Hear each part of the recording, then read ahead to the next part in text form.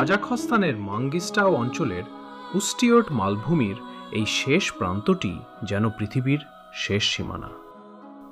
আয়তনে বাংলাদেশের চেয়েও প্রায় 1.5 গুণ বড় এ মালভূমিটি একসময় ছিল প্রাচীন টেথিস সাগরের তলদেশ। দেয়ালের মতো দাঁড়িয়ে থাকা এই কয়েকশো ফুট উঁচু পাহাড়গুলো আসলে আলাদা কোনো পর্বত নয়, বরং উস্টিয়ট মালভূমির সমতল অংশ, যা মূলত প্রাচীন টেথিস সাগরের বিশাল জলরাশি সরে যাওয়ার সময় তৈরি হওয়া এক প্রাকৃতিক স্থাপত্য বা ক্লিফ।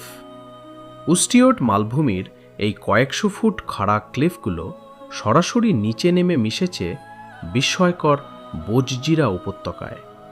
কাজাক ভাষায় বোজজিরা অর্থ গ্রে ভ্যালি বা ধূসর উপত্যকা।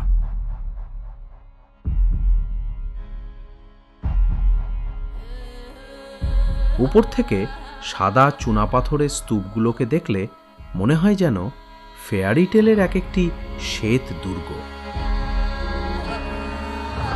তবে বোজজিরার সবচেয়ে বিস্ময়কর ও অপার্থিব অংশ হল এর বিশালাকার 2টি চুনাপাথরের চূড়া, যা স্থানীয়ভাবে ফ্যাং বা দানবের দাঁত নামে পরিচিত। দিনের কড়া রোদে সেগুলো ধবধবে সাদা আর রূপালি দেখায়, কিন্তু সূর্য যখন দিগন্তের নিচে নামতে শুরু করে তখন চারদিকে তামাটে, গাঢ় কমলা আর সিঁদুরে লাল আভা ছড়িয়ে পড়ে।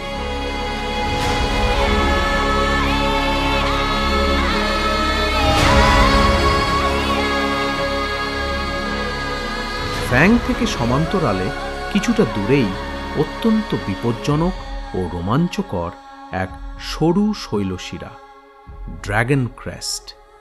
এর চূড়ায় দাঁড়িয়ে নিচে প্রায় 200 থেকে 250 মিটার উঁচু ধবধবে সাদা ফ্যাংয়ের প্রস্তর স্তম্ভ দুটির দিকে তাকালে চোখে এক অদ্ভুত ভ্রম তৈরি হয়।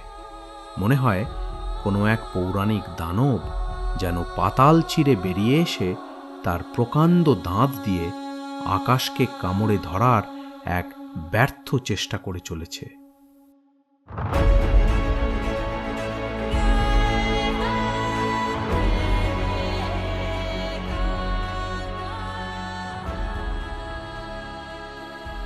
বোজজিরার এই অংশের ল্যান্ডস্কেপ এতটাই রুক্ষ, নির্জন এবং জ্যামিতিক যে একে দেখলে পৃথিবীর অংশ মনে হয় না।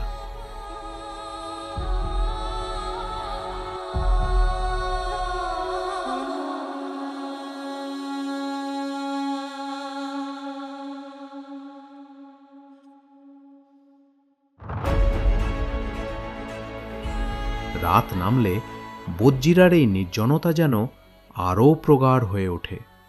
চারপাশের সেই নীরবতাকে তখন প্রায় স্পর্শ করা যায়, আর সেই নিস্তব্ধতায় বোজজিরার আকাশে ছায়াপথ বা মিল্কি ওয়ে এতটাই স্পষ্ট হয়ে ওঠে যে মনে হয় হাত বাড়ালেই বুঝি তাকে ছোঁয়া যাবে।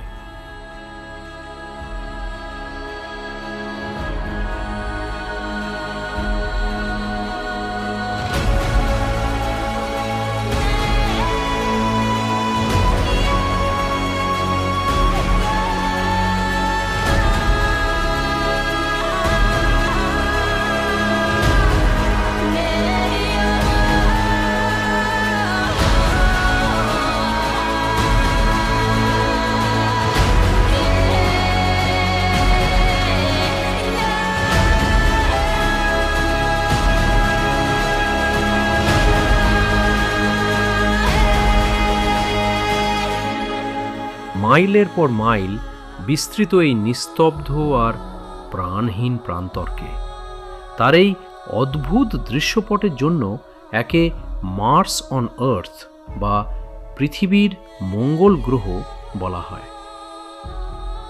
যে রুক্ষতা আজ আমাদের চোখে মঙ্গল গ্রহ মনে হচ্ছে, কয়েক কোটি বছর আগে তা ছিল সাগরের অতল তলদেশ। পানি সরে গিয়ে আজ এখানে পড়ে আছে শুধু চুনা পাথরের কঙ্কাল আর বিস্তীর্ণ ধু ধু প্রান্তর।